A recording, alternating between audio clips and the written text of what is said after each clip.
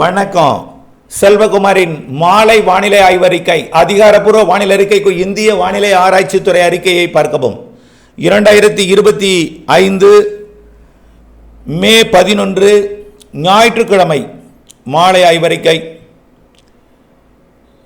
நேற்று மதுரை மாவட்டம் கள்ளிக்குடி 5 சென்டிமீட்டர் பெய்திருந்த நிலையில் கள்ளக்குறிச்சி மாவட்டம் திருக்கோயிலூர், கள்ளக்குறிச்சி மாவட்டம் வேங்கூர், நாகப்பட்டினம் மாவட்டம் நாகப்பட்டினம்ல 4 சென்டிமீட்டர், மேலும் 3, 2, 1 சென்டிமீட்டர் நேரங்களில் மழை பெய்த நிலையில் இன்றைக்கு திருவள்ளூர் மாவட்டம் மற்றும் சென்னை, காஞ்சிபுரம், செங்கல்பட்டு மாவட்டத்தில் மழை பொழிவு. சென்னை மாநகரத்திலும் ஆங்காங்கே மழை பொழிவு. வட சென்னை மற்றும் திருவள்ளூர் மாவட்டத்திலையும், ராணிப்பேட்டை மாவட்டத்திலையும், காஞ்சிபுரம் மாவட்டத்தின் வடக்கு பகுதியிலையும் நல்ல மழை பொழிவு ஆங்காங்கே கொடுத்தது மதியம். இப்பொழுது பார்த்தீங்கன்னா திருக்கோவிலூர், கள்ளக்குறிச்சி மாவட்டம் சுற்றுவட்டாரத்தில் ஒரு சில இடங்கள், புதுக்கோட்டை மாவட்டத்தில் ஒரு சில இடங்கள், திருப்பத்தூர், வேலூர் மாவட்டத்தில் ஆந்திர எல்லையோரத்தில் ஒரு சில இடங்கள் மழைப்பிடிப்பு தொடங்கியிருக்கு. இன்றைக்கு நம்ம பெருசாக மழை எதிர்பார்க்க முடியாதுன்னு நம்ம சொல்லியிருக்கோம் ஏற்கனவே. நாளையிலிருந்து மழைப்பிடிப்பு தீவிரமாகும், அதில் எந்த மாற்றமும் இல்லை. நாளையிலிருந்து மேற்கு தொடர்ச்சி மலை மாவட்டங்களில் தொடங்கும் மழை கண்டிப்பாக ஒட்டுமொத்த மேற்கு மாவட்டங்கள், கர்நாடக எல்லையோர மாவட்டங்களுக்கு நாளையிலிருந்து நல்ல மழைப்பிடிப்பை கொடுக்க இருக்கிறது. இன்றைக்கு கர்நாடக எல்லையோர மாவட்டங்களில் ஒரு சில இடங்களில் மழைப்பொழிவு கிடைக்கலாம். கிருஷ்ணகிரி, தருமபுரி மற்றும் திருப்பத்தூர், அதே போல் சேலம், ஈரோடு மாவட்டத்தில் கூட கொடுக்கலாம். ஆனால் பெரிய மழை இருக்காது. இன்றைக்கு பெரும்பாலும் கர்நாடக எல்லையோர மாவட்டங்களில் ஒரு சில இடங்களில் மழை இருக்கும். நாளை மதியம் மேற்கு தொடர்ச்சி மலை மாவட்டங்களில் தொடங்கும் மழை, அதாவது சரியாக ஒரு 2:30 மணிக்கு மேலே தொடங்கும் மழை. அப்படியே கொஞ்சம் கொஞ்சமாக மேற்கு தொடர்ச்சி மலை மாவட்டங்களில் நீலகிரி முதல் கன்னியாகுமரி வரைக்கும் உள்ள மலைப்பகுதிகள் மற்றும் அதனை ஒட்டி உள்ள அந்த மாவட்டத்தின் பிற பகுதிகளிலையும் மழைப்பொழிவு தொடங்கும். அதாவது 12ஆம் தேதி கன்னியாகுமரி, திருநெல்வேலி, தென்காசி, தேனி, விருதுநகர் மற்றும் தூத்துக்குடி மாவட்டத்தில் கூட தெரியுது. தென் மாவட்டங்களில் தூத்துக்குடி மற்றும் மதுரை மாவட்டம், தேனி மாவட்டம், கொடைக்கானல் மலைப்பகுதி, திண்டுக்கல் மாவட்டம், திருப்பூர் மாவட்டம், கோயம்புத்தூர், ஈரோடு, நீலகிரி, அப்படியே ஈரோடு, கிருஷ்ணகிரி, தருமபுரி இந்த மாவட்டம், சேலம், நாமக்கல் இந்த மாவட்டங்களுக்கு நாளை மாலை இரவு மழைப்பொழிவு தொடங்குகிறது ஆங்காங்கே. அந்த மழைப்பொழிவே போய் கல்வராயன் மலைப்பொழிவு, கொல்லிமலை, கல்வராயன் மலை, ஏலகிரி மலை இங்கெல்லாம் போய் கொஞ்சம் மழைப்பொழிவை கொடுக்கும். நாளைய மறுதினம் தொடங்கும் மழைப்பொழிவு அடுத்த நாள், அது தினம் மதியம் தான் தொடங்கும். அடுத்த நாள் 13ஆம் தேதி தொடங்கும் மழை கொஞ்சம் தீவிரமாக உள்ளேயும் வந்துவிடும், டெல்டா மாவட்டங்களை நெருங்கிவிடும். 13ஆம் தேதி தென் மாநிலங்கள் முழுவதுமே மழைப்பொழிவை கொடுக்கும். அதில் டெல்டா மாவட்டங்களுக்கும் 13ஆம் தேதி நெருங்கி வந்துடும். தஞ்சாவூர் வரைக்கும், அரியலூர், பெரம்பலூர், மேற்கு தொடர்ச்சி மலை மாவட்டங்கள் நான் சொல்லலைன்னா எல்லா நாளும் எடுத்துக்கோங்க. சொல்லாவிட்டாலும் மேற்கு தொடர்ச்சி மலை மாவட்டங்களை தென்மேற்கு பருவமழை தொடங்கும் வரைக்கும் எல்லா நாளும் மழை உண்டு.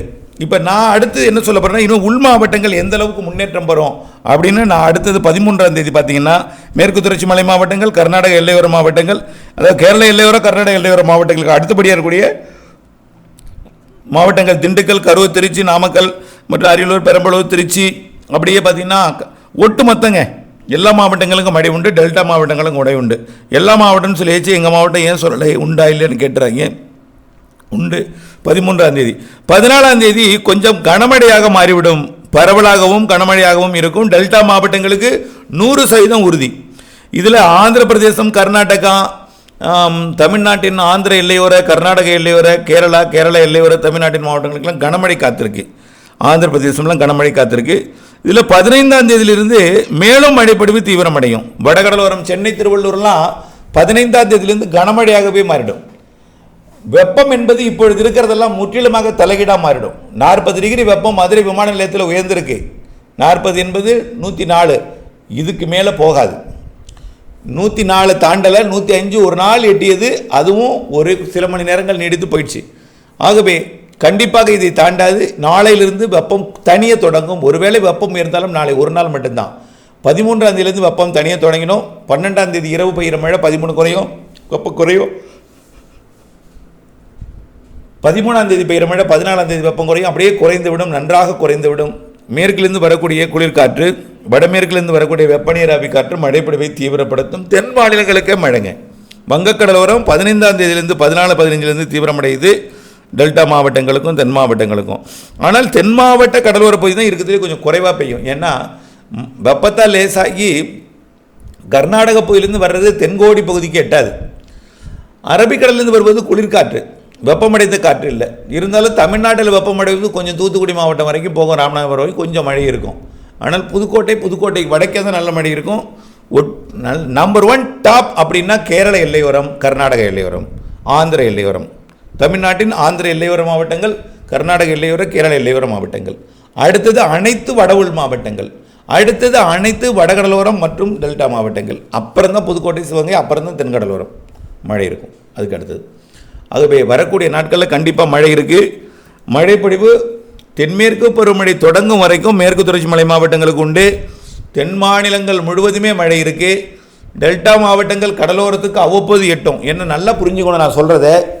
பாகிஸ்தான் எல்லையோரத்திலிருந்து வெப்ப நீராவி காற்று வருகிறது, மேற்கிலிருந்து குளிர்விக்கும் காற்று வருது. இது கர்நாடக எல்லையோரத்தில் சந்திக்கும், அங்கேயே கொஞ்சம் தீர்த்துடும்.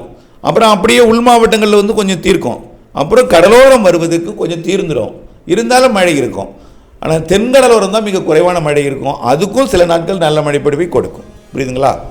ஆக தினம் நல்ல மழை, தினம் மழை அப்படின்னா அது ஆந்திர எல்லையோர, கர்நாடக எல்லையோர, கேரள எல்லையோர மாவட்டங்கள்.